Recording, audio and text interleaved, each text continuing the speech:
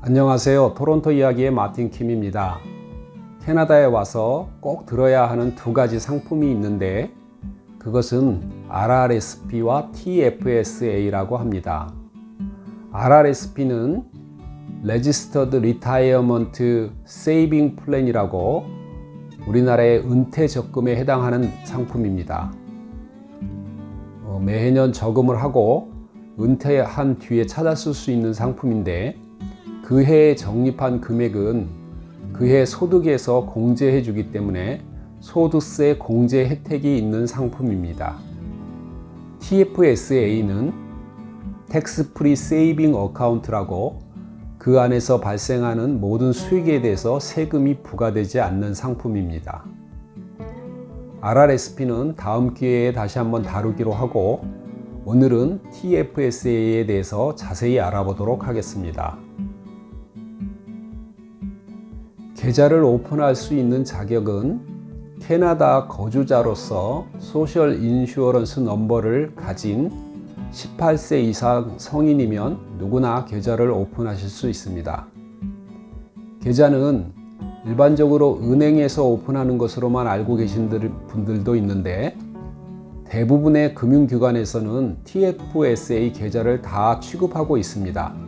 보험회사나 증권회사 등 금융기관에 여러 가지 TFSA 계좌를 갖고 있는 것들이 있으니까 자기가 편하신 곳에서 계좌를 오픈하시면 되고 계좌는 여러 기관에서 중복해서 오픈해도 상관이 없습니다.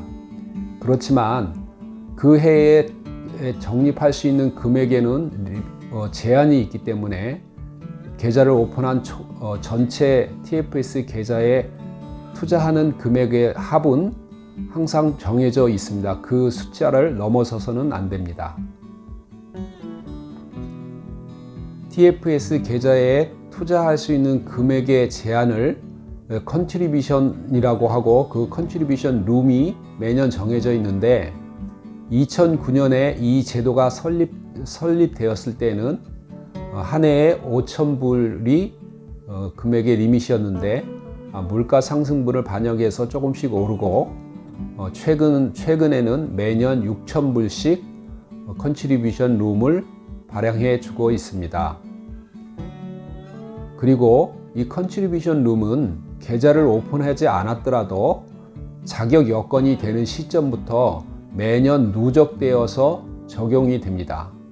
따라서 2009년 설립 당시부터 계좌를 오픈할 수 있는 자격이 된다면 2009년부터 누적되어서 금년 2022년까지 누적된 총 컨트리뷰션 룸은 전부 숫자를 합쳐보면 총 81,500불이 됩니다.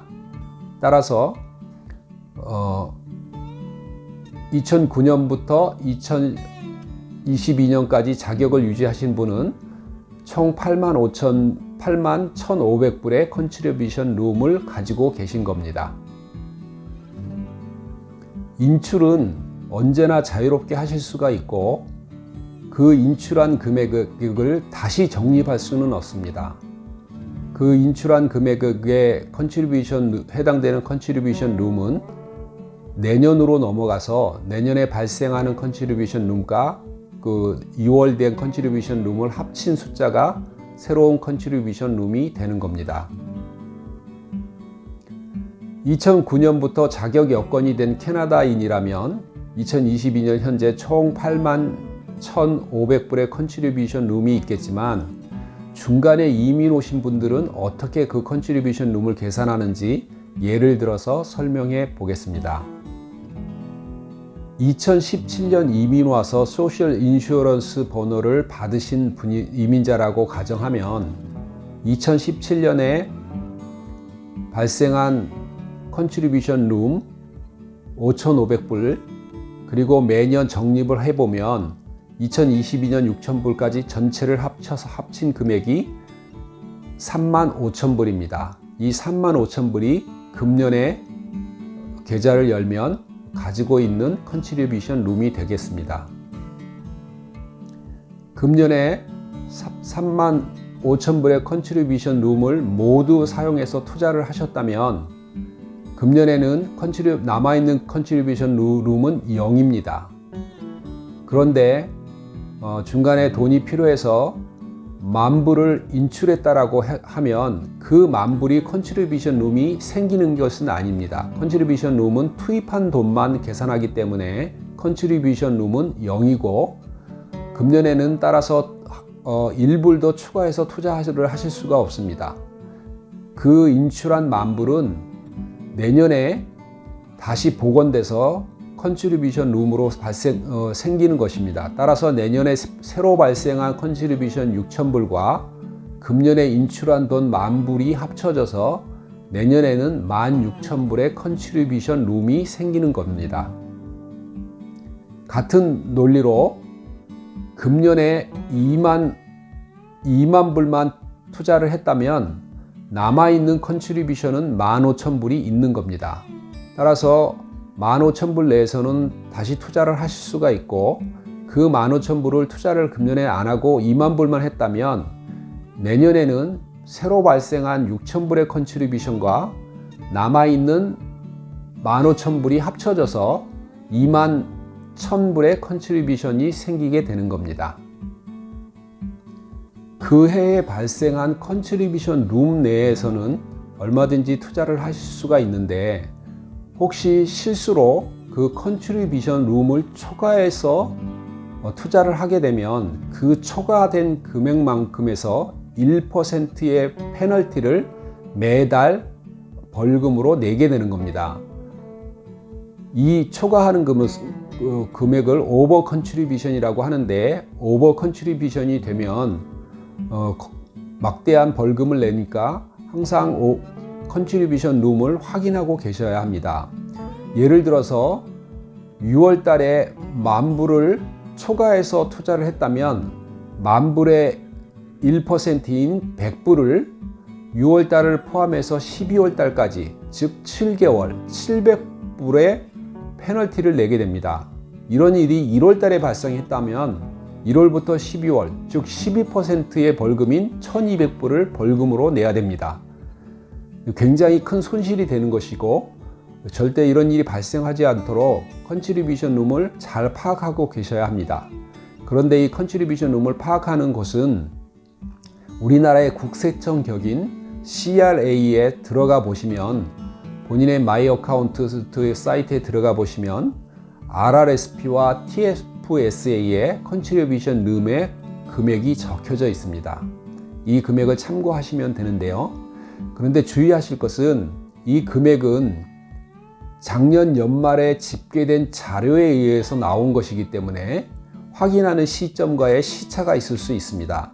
따라서 그 시차만큼의 컨트리뷰션 룸은 본인이 직접 계산하셔서 파악하고 계셔야 합니다.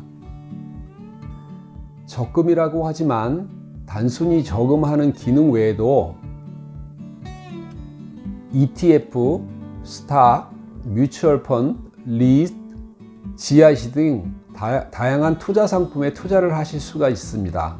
그리고 이 투자 상품에서 발생하는 수익에 대해서는 세금이 전혀 부과되지가 않는데, 가끔 투자 상품을 외국에서 발생하는 경우, 즉 나스닥이나 미국 증권시장에서 투자를 하는 경우에는 미국의 법에 따라서 원천 징수되는 경우가 있습니다. 예를 들면 미국 스탁에서 발생하는 배당은 15%가 원천 징수되고 남은 금액이 입금이 되게 됩니다. 한 가지 주의하셔야 할 것은, 이 제도가 정부가 국민에게 장기적인 투자를 통해서 부를 축적할 수 있는 기회를 주는 것 취지이기 때문에 데이 트레이딩과 같이 빈번한 거래가 발생하면 수상하게 여기고 세금 폭탄을 맞는 경우가 있다고 하니까 주의하시기 바랍니다. 계좌 내에서 발생하는 수익과 손실은 컨트리뷰션 룸에는 전혀 영향을 미치지 않습니다. 컨트리뷰션 룸은 단지 투입한 금액에 대해서만 적용이 되는 것입니다. 그리고 여기서 인출한 금액은 그의 소득에도 반영되지 않기 때문에 아주 좋은 상품입니다. 하늘 아래 모든 소득에는 세금이 있다고 하는데, 이 상품이 유일하게 세금이 부과되지 않는 합법적인 상품인 것 같습니다. 꼭 들어두시기 바랍니다.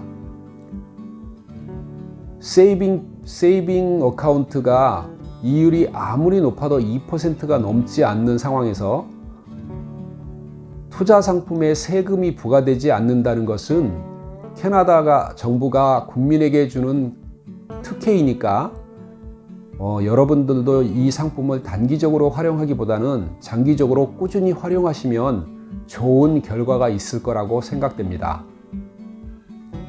이름이 세이빙 어카운트라고 해서 적금 상품인 것 같지만 이 상품은 본질적으로 투자 상품입니다. 여러분들도 계좌를 꼭 오픈하셔서 좋은 결과를 얻으시기를 바랍니다. 오늘 영상이 여러분들에게 도움이 되었기를 바랍니다. 감사합니다.